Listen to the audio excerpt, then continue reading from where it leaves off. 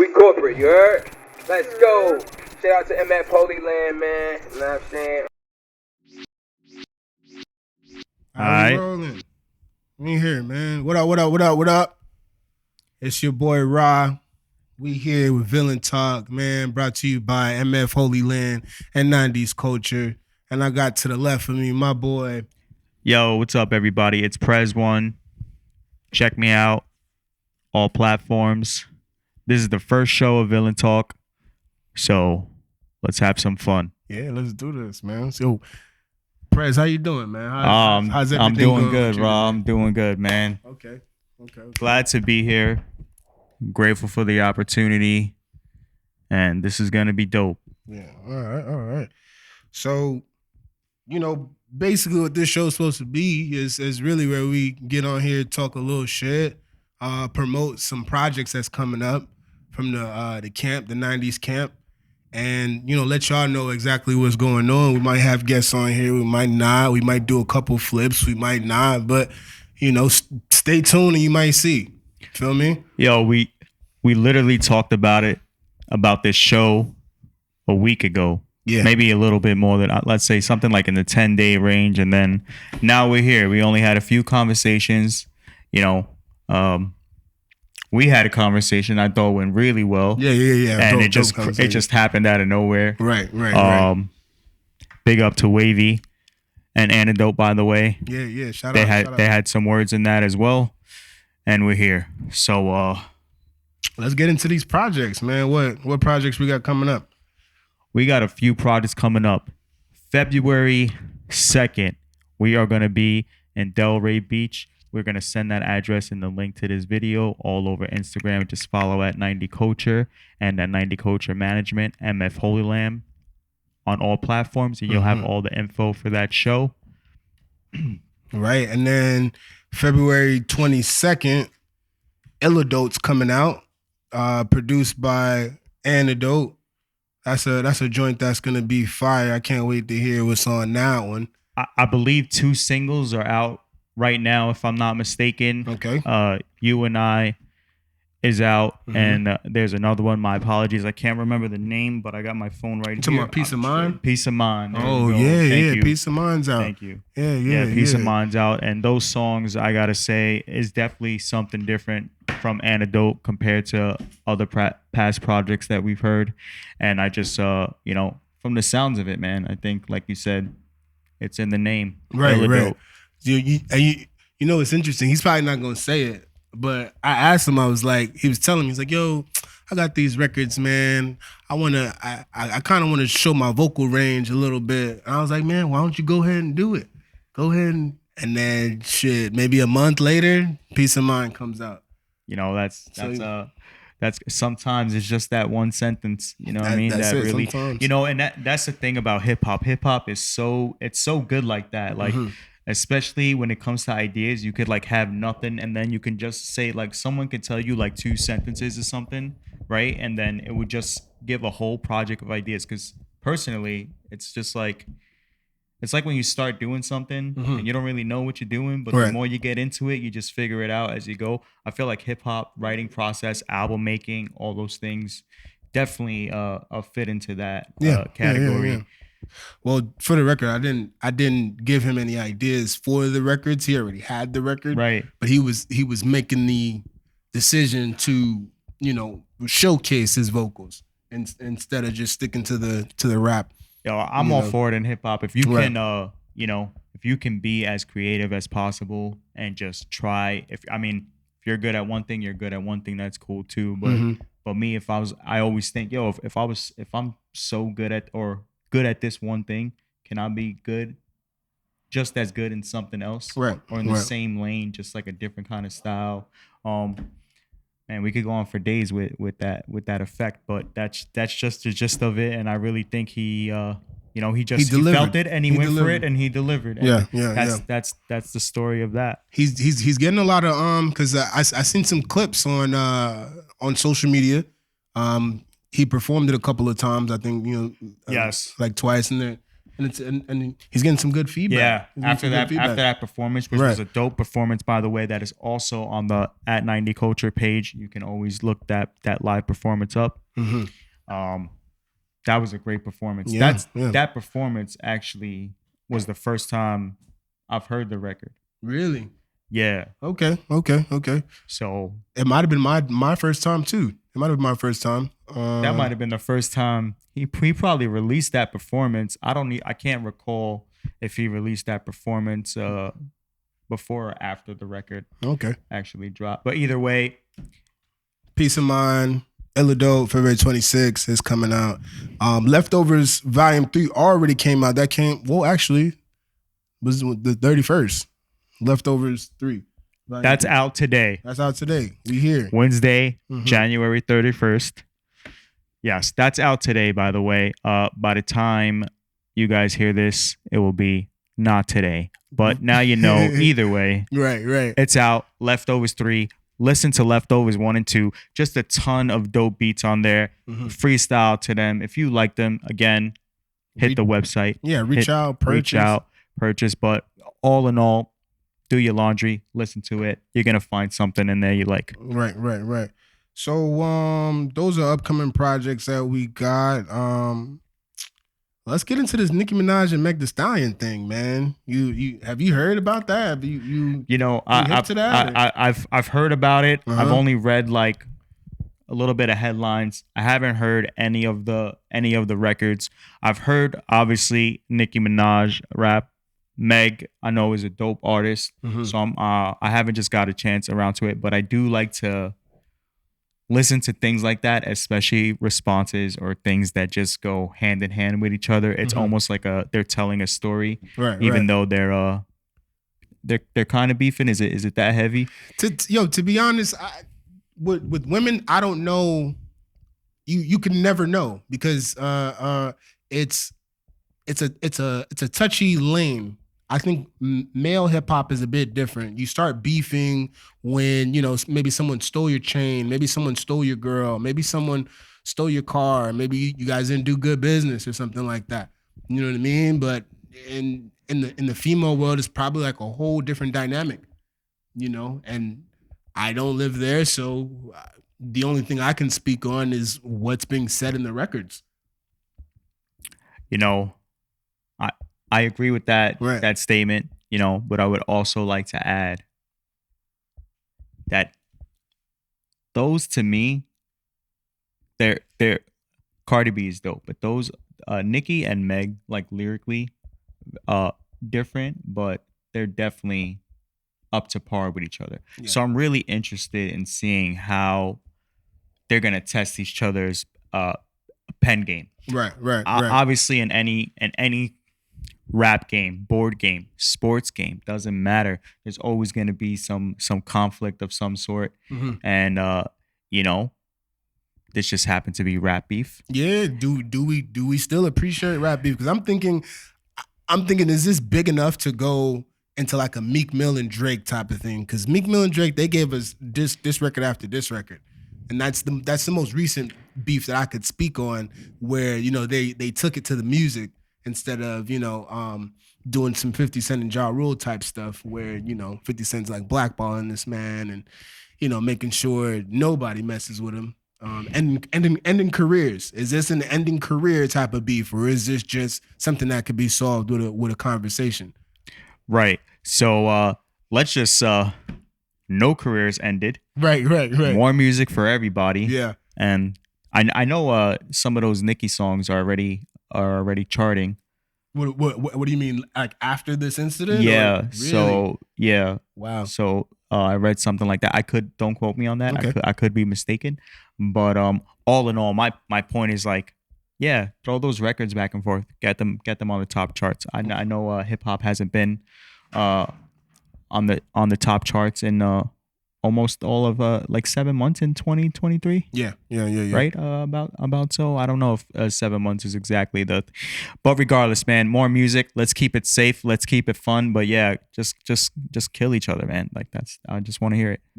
Really, because we need that for the culture. Okay. So where are we at? the current. So we were talking about the current state of hip hop. Why isn't hip hop on the top charts? What would be your opinion on that? Like what do you think it is? You know, for a long time, I want to say like 5 years ago, you know, a lot of the stuff was that they had this trend where obviously you guys know, we all know, all that mumble rap. Then that was dead. And then after that, it was just the same sounding stuff. Right. Now I feel like we still have the same sounding stuff. I just think people that have their core fans, but I don't think new fans are catching on because everything sounds the same. Not only does it sound the same, they're using the same effects, the same type beats, same style of rapping. One bar, one syllable rhyming pattern. Right. You know, and a lot of filler bars. Everyone's looking for that quick catch. That you know, TikTok is good, but TikTok was also like everyone was looking for that 10-second kind of thing. I just felt like, I don't know, lyricism. Even JID said it, like he doesn't even listen to his style of rap that he actually writes, which is lyrical lyrics. Right. Which blew my mind, because if I'm a lyrical rapper, I want to hear what everyone's saying. I try to listen to everything just to see. But what do you think? Well, you know, I'd like to kind of piggyback off what you said, because I have a similar opinion, but right now I feel like because art reflects life and life reflects art, we're missing substance. You know, there's not enough substance rappers, and I think what the substance that we're getting is where we're glorifying, you know, too much superficial stuff and not enough, you know, for lack of better words, I want to say healing music. Because back in the day, if you listen to like Fugees, or if you listen to you know, Mos Def, or if you listen to Common, or if you listen to Outkast, like they're dropping knowledge, they're dropping gems, and they're also feeding your mind. You feel what I'm saying? It's like high vibrational stuff, even down to the production. Like if you go to the top of the charts, you see the frequencies of these beats, man. They're on the low end, and right. That's one of the reasons why hip hop's not, you know, that favorable. Like, but in my opinion alone, because frequency plays a huge part in our mood, our feelings, and all of these things. So, if you know, you couple dark trap beats with, you know, depressing and murderous music, then, you know, not everybody's gonna want to hear that. Right. Over and over, and especially if everybody's doing it. Come on, you got to do something new. There's a disconnect. There's a disconnect. Exactly. We're not connecting on emotional level, partying level, and just chilling, nodding your head. But like you said, man, I think we're missing substance and the emotional connection. Yeah. So yeah. I mean, the music's out. So let me just tell you something too, by the way. That music, don't get it twisted. That music is out there, but you got to understand, places like Spotify, Apple Music, Pandora, they're all pushing already. Everyone who's ever pushed. You know how hard it is for me to find like an underground artist? I have over 2,000 songs in my iPhone, in my Apple, on my iPhone right now, right, that I can just shuffle and play forever and never hit the same song twice. But a hobby of mine is to try to find music that nobody has heard, and that's how I sharpen my skills. Right. So I would spend hours, literally, I'm not even kidding, guys. I'd come home from work 9 o'clock at night, and I'm up till 2 a.m. just listening to music, scattering through stuff. But it's so hard to find it because that algorithm is so controlled. Right. So controlled. Okay. So I feel like that's also a part of it. That plays a part. Okay. Let's talk about the golden age of hip hop. Excuse me. Because I was touching on our artists and acts like Outkast and Common and Mos Def. I I think back then artists were a little more open to doing something new than to just staying in a box. You know, as it pertains to hip hop. You know, because there's a lot of different artists, but when we're speaking on hip hop, a lot of them were open to pushing the envelope. If you get what I'm saying, like Outkast with their mix of acoustic drums and jazz licks, you know, mixed with some synthesizers and things like that. But nowadays, like I said, it's heavy trap stuff, heavy 808s, heavy synth. I mean, I love synths, I love 808s. You know what I mean? But give us something new, give us some flavor, give us some live, you know, human interaction stuff. Where, you know, I think this circles back to what we were talking about earlier, back to the lyricism. Right. The golden age, you know, it was a lot of lyrical. Huge. Like that if you weren't lyrical, you weren't played on the radio. But what's lyrical to you? Give me a line. All right. That's like, listen, I'm not gonna give any lines. I'm just gonna explain to you what lyrical is. But why not give me a line? like you because don't have your everyone gives. That's the first thing. See, perfect example. You're telling me to everyone says the same thing. Okay. Yo, give me a line. Okay. Give me a line. All right. Right? I can still make the point. I'm going to say this. I'm going to get the point across, but just in a different form. And that's what the problem with hip hop is. They're telling you things, but it's how can you bend words? How can you break down a 4-syllable word into 4 separate syllable words? Right. How can you double entendre, triple entendres, you know? How can you say something the way everyone else was saying it, but way more better and way more delivery? And it's not what you say, it's how you say it. Exactly. It's how you say it. You can Snoop Dogg is a dope rapper. Right. But Snoop Dogg's vocal range is insane. Right. Which is why he's such the way he is. He can say anything and it would sell because he captured the art of it's not what you say, it's how you say it. The swag you put into it, your Pretty style. much. Plus, he actually lives what he rap about. So you'll never catch Snoop Dogg looking dumb. Right, Never. right, I've never right. seen that man, how everyone would say, caught lacking. Never. Okay. Never. So I like that. when you have that persona and you keep it real to your pen and you're saying things different, like if I have to go back and listen to your song again, or you say a bar and I'm like, holy fuck, I can't even listen what's coming after that. That's how I know. Because you can't teach that. You can't. And you have to say it naturally. You have to say it like listen, I can tell if somebody is rapping and not really, even if your rapping is like not the best, if you say it with emotion and your delivery is there and you have that in it, it's gonna be dope. Right. It's gonna be dope. And I think that's what back in the day that's what it was. Okay.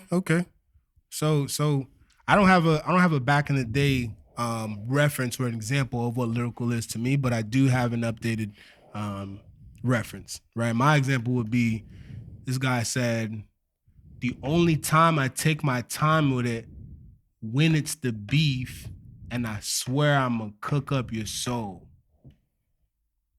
The only time I take my time with it when it's the beef, and I swear I'm gonna cook up your soul. So break that down. So the only time he goes slower, if he doesn't rush to do whatever the previous bar was talking about, it could be, getting to business or getting to money. The only time he takes his time with it when it's the beef, and I swear I'm gonna cook up your soul. Like, the only time I take but if you listen to it, the only time he takes his time, what is time? Time with the watch, but also time, the thing that you cook with, right? Right. The only time I take my time in it when it's the beef, and I swear I'm gonna cook up your soul. Beef, what's beef? Biggie made a whole record about it, right? But then what else? What is beef again? It's the steak. Right. And I swear I'm gonna cook up your soul food, but I'm gonna cook up your soul. So, you know. Right. So that was a really good updating example, and that's actually my line, bro. Right. So that's lyrical. I knew why we got along. But lyrical. you see how so much meaning there is to that, and so many ways. Yeah. There's so many angles. Right. So many angles. Right. And that's the art form to me of hip hop. Yeah. Not, of course, yes, it's rhyming words, but it's telling a story, which we all know. But more importantly, what a lot of people don't is literally the example you just gave. Yeah. Yeah. That was dope. See, man, that's something I gotta like listen to like 10 times. And like even read it coming as it goes along. Featuring myself, V Ali. It's on all platforms. Shout out V Ali. I swear last year that was my favorite record that I did. This year it's gonna be my favorite record. There it is. So I remember when he sent me the beat, I was in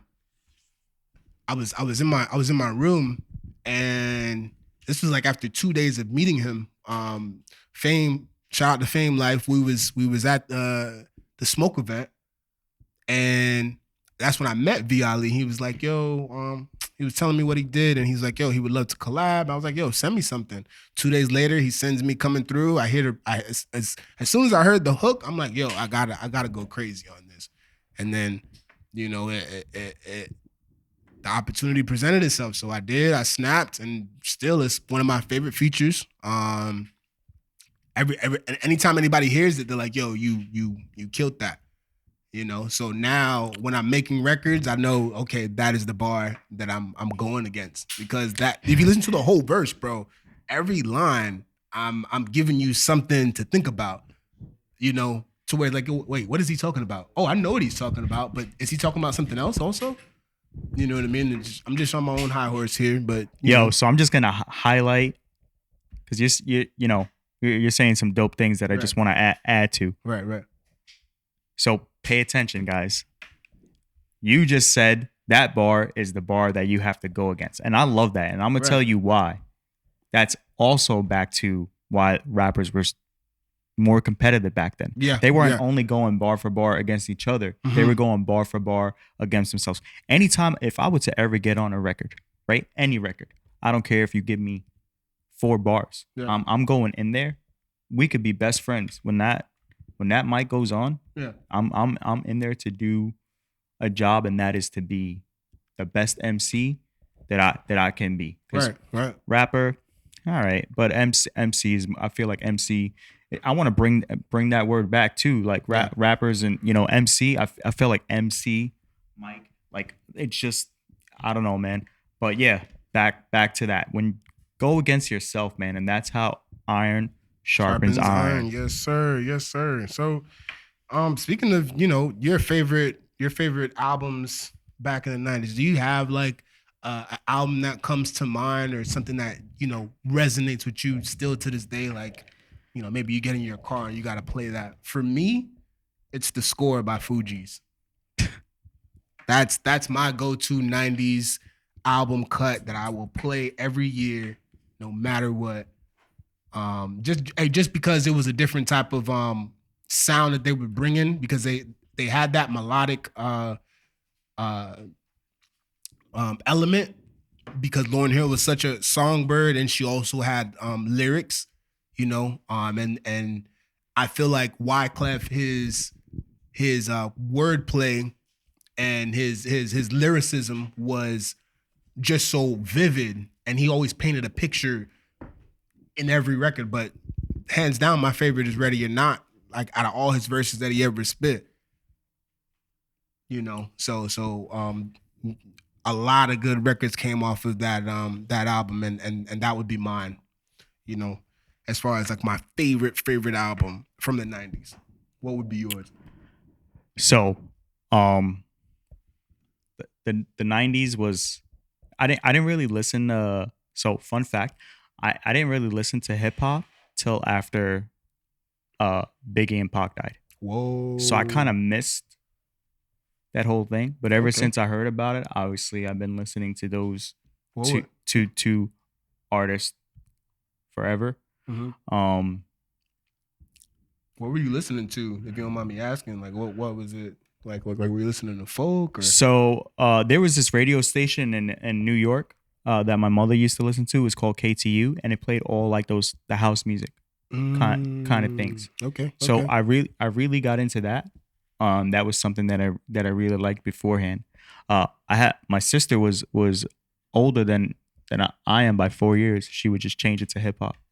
Boom, change it to hip hop. My mom would be like, "Don't change it." Shout out to your sister for putting you on game. Put it back to like the house music. Yeah, which I listen to both now. Okay, like religiously. Right. But yeah, hip hop. The Locks, when they were playing, I forget the song. Jesus Christ. Anyway, on the radio at the time was a little before that Shine song came out. Okay. That's around that time. I started listening to hip hop, but I would have to go with Mobb Deep. Shook Ones. The album, The Infamous. Okay, The Infamous and Shook Ones Part 2 is it's such a dope song, but I want everyone to go to Shook Ones Part 1. Right. That beat, I mean, the Shook Ones Part 2 beat is obviously one of the most famous beats out there. I think it actually won an award of some type, or some type of recognition for being one of the like hardest, like the top number one hip hop beat out there ever. Okay. Right? I read that somewhere, so I'm gonna have to like fact check myself after this. Yeah. But their style of rap, especially Prodigy, right? The energy he bring, right? The way he delivered. Nas had a lot of that too, but just that kid was so rugged. They were both so raw, rugged, and I lived there, so I can't relate as much as what they were going through, but I understood a lot of it. Right. So I just think Mobb Deep, The Infamous, that has to be my favorite album. Shook Ones Part 1, everybody. So they were from your city. I'm from Brooklyn. They're from Queens. Okay, they were from Queens. They're from what part of Brooklyn are you from? Park Slope, Bensonhurst. I was back and forth to those neighborhoods constantly my whole life. I was born in Staten Island, and then I would just go. Then I lived in Brooklyn like at the age of 8, and then 25. When I was 25, I moved back to Staten Island for like 3 years. Okay. But yeah, New York was a crazy. It was a good time. It was a fun place. Definitely people. They were really selling CDs out there on the side of the street. Like the cops would come, they would close up the blanket with all those bootlegs. That's how we didn't have money growing up, so that's how I bought everything I ever listened to. We need to bring that back, man. Bring back that. Buy a CD, man. Go a cassette tape, man. I wish I could have collected like cassette tapes. And one thing I want to mention, and we should talk about this too on the next one. There is not a lot of hip hop memorabilia out there. Have you ever like looked just for anything? There is like no. I wonder why that is. There's like nothing. Wonder why that is. Well, maybe we'll know. Maybe we could track that down, and we'll talk about it on the next one. Where the fuck is the hip hop memorabilia? Yeah, who has it? And where is it? It's under a church somewhere. Somebody got it. Yo, somebody got it. Yeah. Yo, you let us know. You call 1-800. Find that memorabilia, motherfucker. So the influence of hip hop on the culture, dog. The influence of hip hop. Right now we're at the 50-year mark, like 50 years of hip hop. I'd like to think that the time that hip hop came was when the world was ready for rebels and artists to bring forth just a new generation of artists, and a new generation of rebellion, a new generation of protest, because it was born in New York. back in the day when, you know, DJing was like the most important thing to a hip hop artist, to just any MC. Without a DJ, you was just some guy that could rap on a mic. It was poetry. Yeah, pretty much. It's poetry. Pretty much. Poetry with no music behind it. You might just need to get a beatboxer. So, you know, to be brought up during the crack epidemic, you know, back when motherfuckers were still getting hosed and dogs sicked on them and shit. Like to today, people aren't getting hosed, but they still getting lynched. And hip hop is stronger than ever. I think the influence of hip hop is definitely community build and bringing people that would never stand in a room together. Shit, hip hop brought us together. My point exactly. Right. So I think hip hop is a beautiful thing. Mm-hmm. Hip hop beef is dope as long as it's safe, and you just keep it to the lyrics and on all good fun. But I think of all the movies you watch. Think of what's playing at the gym besides the house music. It's definitely the hip hop. A lot of hip hop songs can motivate, and I'm sure a lot of people out there would agree with me, that will motivate you more than any other genre of music. Exactly. So I really think hip hop is a lot more. I mean, we spoke like lyricism is very important. There's so much layers. Hip hop is just a range of emotion. Mm-hmm. It can make you feel sad, happy, like go getting, just chilling at home, smoking, anything. Like I just feel like it's definitely the soundtrack genre to my life. Exactly. For sure. Exactly. Yeah, man. That's us in a nutshell, man. Villain Talk, we here. Brought to you by Mfholyland and 90s Culture. I'm your boy, Haran Ra. Yo, and this is Prez One. Don't forget, follow all socials at 90 Culture, at 90 Culture Management, at Mfholyland. You want to give them your... Oh, yeah. Haran Ra, HERON_RA. Follow Robert Studios. Follow Robert Beats. We here. Family. Yo, real quick, drop any suggestions or anything you want us to talk about, any questions about this podcast /show, write in the comments on YouTube, wherever this pops up. Give us some feedback, and we appreciate the love. Yeah, of course. Stay blessed. Peace. One.